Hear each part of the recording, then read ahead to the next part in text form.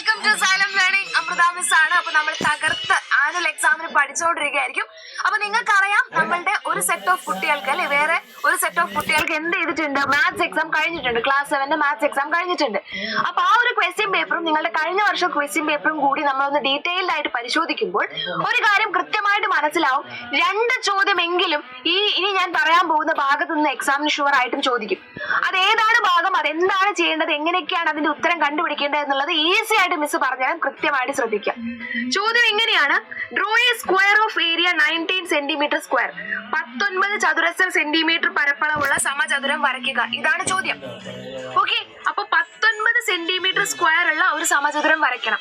നമ്മളോട് 25 centimetre square ഉള്ള ഒരു സമചതുരമാണ് വരയ്ക്കാൻ പറഞ്ഞത് എങ്കിൽ നമുക്കറിയാം അതിന്റെ ഒരു സൈഡ് എന്ന് പറഞ്ഞാൽ 5 സെന്റിമീറ്റർ വരും. കാരണം 5 × 5 എന്ന് പറഞ്ഞാൽ 25 ആണ്. അപ്പൊ 5 സെന്റിമീറ്ററിൽ ഒരു സമചതുരം നമ്മൾ വരച്ചാൽ 5 സെന്റിമീറ്റർ ഉള്ള ഒരു സമചതുരം നമ്മൾ വരച്ചാൽ ഇതിന്റെ ഏരിയ എന്ന് പറഞ്ഞാൽ 25 ആയിരിക്കും. പക്ഷെ നമ്മളോട് ഇവിടെ പറഞ്ഞിരിക്കുന്നത് 19 സെന്റിമീറ്റർ സ്ക്വയർ ഉള്ള ഒരു സമചതുരം വരയ്ക്കാനാണ്. നമ്മൾക്കറിയാം 19 എന്ന് പറയുന്നത് ഒരു പെർഫെക്റ്റ് സ്ക്വയർ അല്ല.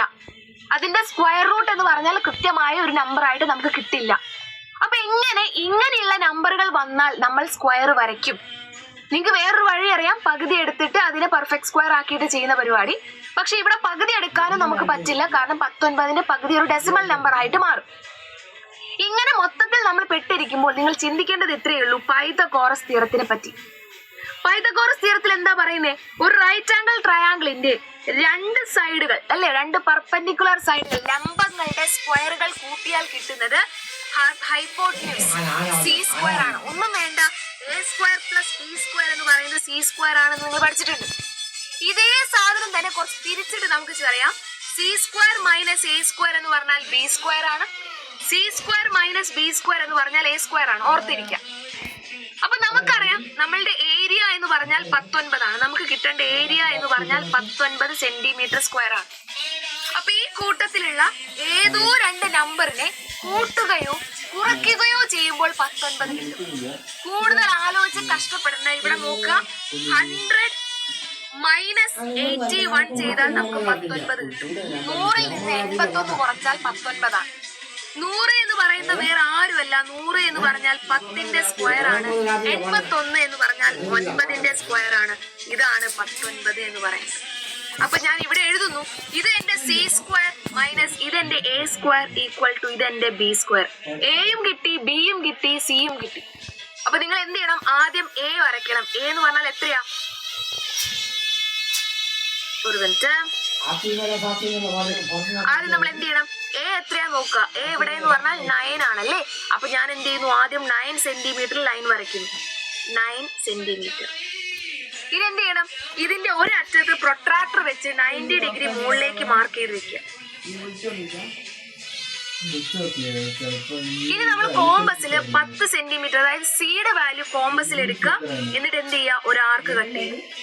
ഇനി ഇവരെ തമ്മിൽ നമ്മൾ ജോയിൻ ചെയ്യാം. ഇതെന്റെ 10 സെന്റിമീറ്റർ. അപ്പൊ ഈ കാണിച്ചിരിക്കുന്ന റൈറ്റ് ആംഗിൾ ട്രയാംഗിൾ മട്ട ത്രികോണത്തിന്റെ ഒരു സൈഡ് 9ഉം ഒരു സൈഡ് കാരണം 10ഉം ആണ്.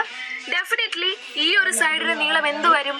√19 എന്ന് വരും. അല്ലെങ്കിൽ ഈ ഒരു സൈഡ് സി സ്ക്വയർ, സോറി ഇത് ബി സ്ക്വയർ ആണ്. ബി സ്ക്വയർ എന്ന് പറഞ്ഞാൽ 100 സ്ക്വയർ മൈനസ് 9ന്റെ സ്ക്വയർ, അതായത് 19. ഈ ഒരു ലെങ്ത് നമ്മൾ കോമ്പസിൽ എടുത്ത് നമ്മളൊരു സ്ക്വയർ വരച്ചു കഴിഞ്ഞാൽ അതിന്റെ ഏരിയ ആയിരിക്കും 19. ഒന്നും ചെയ്യണ്ട. ഇവിടെ നമ്മൾ 2 സംഖ്യ കണ്ടുപിടിച്ചു. അവർ വെച്ച് നമ്മൾ എന്ത് ചെയ്യുന്നു? റൈറ്റ് ആംഗിൾ ട്രയാംഗിൾ വരയ്ക്കുന്നു. അതിന്റെ 3ാമത്തെ സൈഡ് വെച്ച് നമ്മൾ ഒരു സ്ക്വയർ വരച്ചാൽ അതാണ് എന്ത് എന്ന് പറയുന്നത്? 19. ഏരിയ 19 സെന്റിമീറ്റർ സ്ക്വയർ വരുന്ന സമചതുരമായിട്ട് വരുന്നത്. ഓക്കെ, ഇത് വളരെ നിർബന്ധമായി നിങ്ങൾ പഠിച്ചിരിക്കേണ്ട ഒരു സാധനമാണ്. നിങ്ങൾക്കൊരു ചോദ്യം ഞാൻ തരാം. ഇവിടെ നോക്കുക. 11 സെന്റിമീറ്റർ സ്ക്വയർ ഉള്ള ഒരു സമചതുരം എന്നോട് വരയ്ക്കാൻ പറഞ്ഞു എന്ന് വിചാരിക്കുക. 11 സെന്റിമീറ്റർ സ്ക്വയർ ഉള്ള ഒരു സമചതുരം വരയ്ക്കാൻ പറഞ്ഞു. അപ്പൊ നിങ്ങൾ എന്ത് ചെയ്യണം? ഈ 11 കിട്ടണമെങ്കിൽ ഇതിലേതോ 2 നമ്പറുകളെ കൂട്ടുകയോ കുറയ്ക്കുകയോ ചെയ്താൽ 11 കിട്ടും. അത് ആരാ നോക്കുക? 11 കിട്ടണം. ആരൊക്കെ മൈനസ് ചെയ്യണം? 36നെയും 25നെയും നമുക്കൊന്ന് മൈനസ് ചെയ്ത് നോക്കാം അല്ലെ. 36 മൈനസ് 25 ചെയ്ത് നോക്കിയേ. 1 1. അതായത് 6ന്റെ സ്ക്വയറിൽ നിന്നും 5ന്റെ സ്ക്വയർ മൈനസ് ചെയ്താൽ നമുക്ക് 11 കിട്ടും. അപ്പൊ നിങ്ങൾ എന്ത് ചെയ്യണം? ആദ്യം 5 സെന്റിമീറ്റർ വരയ്ക്കുക. ഞാൻ ഇപ്പൊ പറഞ്ഞ പോലെ തന്നെ 5 സെന്റിമീറ്റർ വരയ്ക്കുക. ഇവിടുന്ന് 90 ഡിഗ്രി വരയ്ക്കുക. ഇവിടുന്ന് 6 സെന്റിമീറ്റർ എടുത്ത് കോമ്പസിൽ വരയ്ക്കുക. ഇത് 5, ഇത് 6.